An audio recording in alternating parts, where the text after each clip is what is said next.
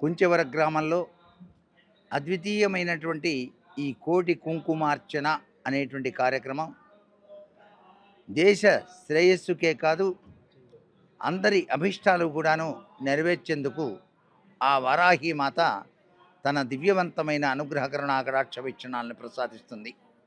అంతేకాకుండా ఈ కుంచెవరం అనేటువంటి గ్రామంలో అద్వితీయంగా నిర్మాణం చేసినటువంటి ఈ వరాహి దేవాలయ ప్రాంగణంలో ఎక్కడ చూసినా కూడాను సర్వం శక్తిమయం జగత్ అన్న చందంగా విరాజిల్లుతూ ఉన్నటువంటి ఈ సందర్భంలో ఆ తల్లి రానున్నటువంటి నూతన సంవత్సరం అంటే మనకు పరాభవనామ సంవత్సరం అని పేరు వచ్చింది.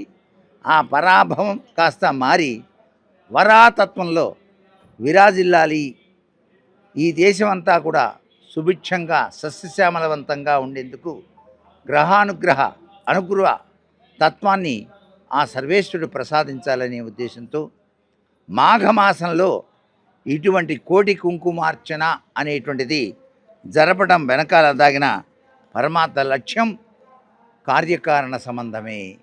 ఏదైనా ఒక కార్యం వెనకాల కారణం ఉంది అంటే ఆ తల్లి కరుణ వల్లనే జరుగుతోంది అని చెప్పేసి మనం భావిస్తూ ఇక్కడ జరిగినటువంటి ఈ కార్యక్రమం యావత్ దేశానికి కూడాను అద్వితీయమైన అనిర్వచనీయమైనటువంటి శాంతిని ప్రసాదించాలని చెప్పేసి కోరుకుంటూ సర్వే జనా సుఖినో భవంతు.